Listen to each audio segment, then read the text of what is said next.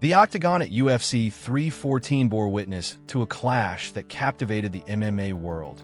Paddy Pimblett, the brash young lightweight from Liverpool, faced off against Michael Chandler, a seasoned veteran with a storied career. This matchup was more than a fight. It was a collision of styles, generations, and ambitions. Pimblett, ranked 12th, sought to cement his place among the elite, while Chandler, a former Bellator champion, aimed to prove he still belonged at the top. The result was a performance that silenced doubters and reshaped the lightweight division's landscape. A stylistic showdown. The build-up to UFC 314 was electric, with both fighters bringing distinct energies to the table. Chandler, known for his relentless pace and devastating power, exuded confidence. His resume boasted battles against the division's best: Charles Oliveira, Dustin Poirier, Justin Gaethje, and Dan Hooker. These were grueling wars that showcased his durability and heart, even if they often ended in defeat. At 38, Chandler carried the scars of a career defined by high-octane violence, yet his belief in his elite status remained unshaken. Pimblett, by contrast, was the rising star. Young, charismatic, and untested against the division's upper echelon, he had nonetheless built a cult following with his entertaining style and unshakable confidence. Critics argued his victories came against lesser competition, but his athleticism, grappling prowess, and improving striking hinted at untapped potential. For Pimblett, this fight was a chance to leap from prospect to contender. The stylistic contrast fueled anticipation. Chandler's aggressive, pressure-heavy approach clashed with Pimblett's versatile skill set, which blended sharp striking with opportunistic grappling. Fans and analysts debated whether Pimblett could withstand Chandler's early onslaught or if the veteran's experience would overwhelm the younger fighter. The stage was set for a defining moment in both men's careers. The fight, Pimblett's masterclass. From the opening bell, Pimblett set the tone. Chandler charged forward, looking to impose his will with powerful strikes, but Pimblett was ready.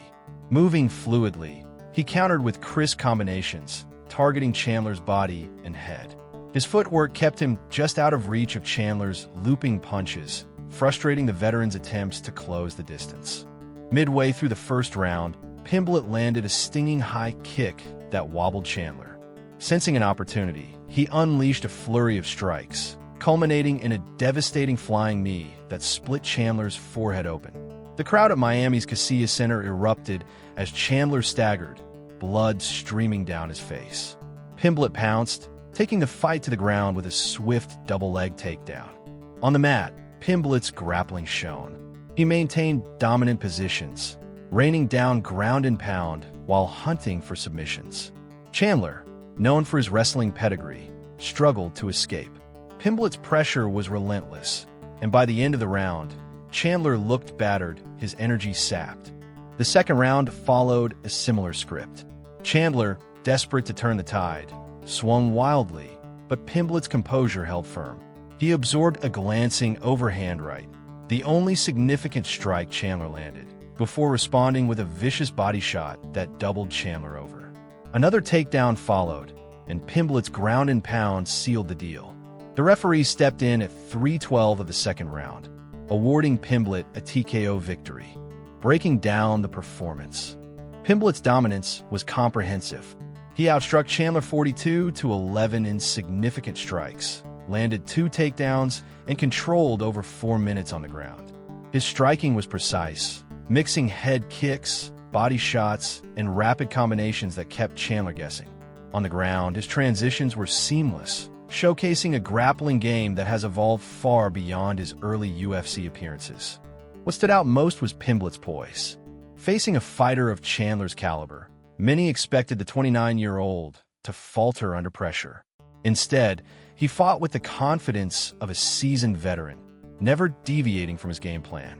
His ability to avoid Chandler's power shots while landing his own highlighted a growing maturity in his striking. Meanwhile, his grappling exploited Chandler's defensive weaknesses, proving he's no one-dimensional fighter. Chandler, for his part, looked a step slower. The explosiveness that defined his Bellator days and early UFC run was absent. His strikes lacked their former snap, and his defensive wrestling couldn't counter Pimblett's attacks. The cumulative damage from years of brutal fights, coupled with a natural decline of age, appear to have caught up with him. The fallout, Pimblett's ascent, Chandler's crossroads. Pimblett's victory was a statement. Jumping from rank 12 to 7, he announced himself as a legitimate contender in the lightweight division. His performance drew comparisons to the division's elite, with analysts noting his edge in striking efficiency over Oliveira, Poirier, and Gaethje's efforts against Chandler. Unlike those fighters who traded blows and wars with Chandler, Pimblett emerged nearly unscathed, underscoring his technical growth. At 29, Pimblett is entering his prime. His ability to cut weight effectively and rehydrate to a formidable size gives him a physical edge in the division. With youth, momentum, and an undefeated UFC record, he's on a trajectory toward title contention. 1 or 2 more wins against top 10 opponents could see him challenging for the belt, potentially crafting one of the UFC's great success stories. For Chandler, the loss was a harsh reality check. Once a feared force, he's now 2-5 in his last 7 UFC fights, with losses to Oliveira twice, Poirier, Gaethje, and now Pimblett. His victories, a debut win over a fading Dan Hooker and a knockout of an aging Tony Ferguson, no longer carry the weight they once did. At 38, with significant wear and tear, Chandler's days as a top-tier lightweight are likely over. The UFC's decision to position Chandler as a gatekeeper reflects this shift. He's become the measuring stick for rising stars like Pimblett, a role that, while respectable, marks a departure from his championship aspirations. Fans who believed Chandler's experience would overwhelm Pimblett underestimated the toll of his career. His durability, once a strength, couldn't mask the erosion of his speed and reflexes. The bigger picture, elite status in question. The fight sparked broader questions about Chandler's legacy. Was he ever truly elite?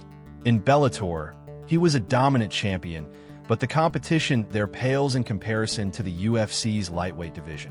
His UFC debut against Hooker showed promise, and his near victory over Oliveira in 2021 hinted at greatness. Yet consistent losses to the division's best, Oliveira, Poirier, Gaethje, and now Pimblett, suggest he was a tier below the true elite. The lightweight division is unforgiving, home to fighters like Islam Makhachev, Oliveira, Poirier, and Arman Tsarukyan. Even Gaethje, despite his own losses, remains a formidable presence. Chandler's inability to defeat any of these names, combined with his recent performances, paints a clear picture. His prime has passed. Pimblett, meanwhile, is carving his own path.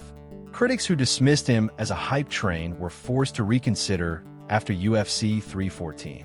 His well-rounded skill set, effective striking, strong grappling, and a knack for finishing fights sets him apart from one-dimensional prospects. While he may lack the flash of some peers, his results speak volumes. He's not just a brawler or a showman. He's a complete fighter with the potential to dominate. What's next? For Pimblett, the future is bright.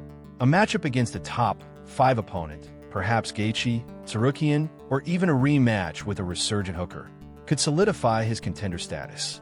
His charisma and marketability make him a valuable asset for the UFC, and a title shot by 2026 isn't out of the question. As he continues to refine his skills, the Scousers' ceiling seems limitless. Chandler faces a tougher road. The long-rumored fight with Conor McGregor appears unlikely, and further bouts against top contenders offer little upside. Retirement looms as a realistic option. His legacy, while not that of a UFC champion, is one of excitement and resilience. He gave fans unforgettable moments, from his Bellator dominance to his UFC wars. But the octagon is a young man's game, and Chandler's time at the elite level has likely ended. Final thoughts. UFC 314 was a turning point for the lightweight division. Paddy Pimblett's emphatic victory over Michael Chandler dispelled doubts about his potential, marking him as a force to watch. His blend of skill, grit, and charisma positions him for greatness, and the MMA world is buzzing with anticipation for his next move. Chandler, meanwhile, must confront the twilight of his career. His contributions to the sport are undeniable, but the path forward is uncertain. As fans, we celebrate his heart meets. We reflect on a fight that redefined legacies and set the stage for new stars to rise.